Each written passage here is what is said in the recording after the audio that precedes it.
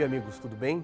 A nossa lição de segunda-feira vem falando de pecado, sacrifício e aceitação. Ontem falamos sobre o santuário no deserto. Deus disse: far-me-ão um santuário para que eu possa habitar no meio de vocês. E nós também entendemos ontem que quem mais precisa do espaço sagrado somos nós, não era Deus. Deus sabia que o seu povo precisava de um local especial de comunhão como nós precisamos. O ser humano, que não é o Homo sapiens, mas nós somos homo-religiosos, porque a religião, o transcendente está intrínseco a nós precisamos de um espaço sagrado. Bem, o ser humano do deserto, o povo de Israel no deserto, não precisava só do espaço sagrado para olhar para ele. Havia uma pedagogia no santuário. Quando o israelita, um judeu, alguém do povo de Deus pecava, tinha que passar pelo ritual do santuário, o ritual do sacrifício, colocar a mão sobre a cabeça do cordeiro, confessar o seu pecado. O cordeirinho inocente era degolado, ele era partido, o seu sangue era aspergido no santuário.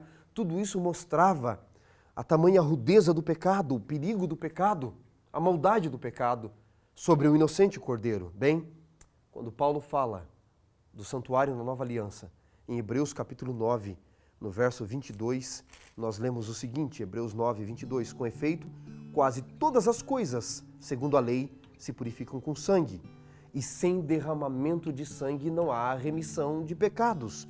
Em Hebreus, no capítulo 10, no verso 4, nós encontramos uma outra citação muito importante. Hebreus 10, verso 4, diz o apóstolo: porque é impossível, no entanto, que o sangue de touros e de bodes removessem pecados.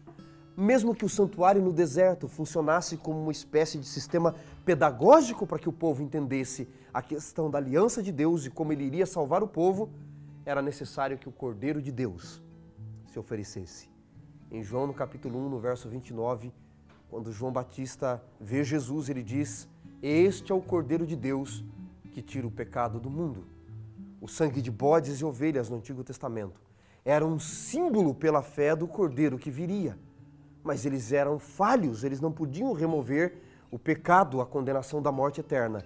Somente o Cordeiro de Deus podia fazer isso. Pois bem, nesse santuário celestial, o sangue a ser oferecido não era de bodes, de cordeiros, de ovelhas, mas do precioso Cordeiro de Deus, do Filho de Deus. Por isso, ele é o Cordeiro que todos os cordeirinhos do santuário, do ritual do Antigo Testamento, apontavam, sem mácula, sem defeito.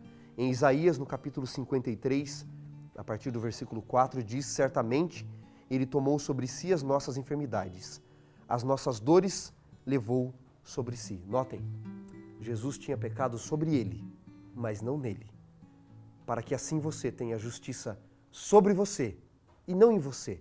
Não é a sua justiça, mas a justiça dele sobre você que vai lhe garantir o direito, lhe garantir o direito à vida eterna. É a justiça de Cristo sobre você que te garante direito à vida eterna. Que Deus te abençoe.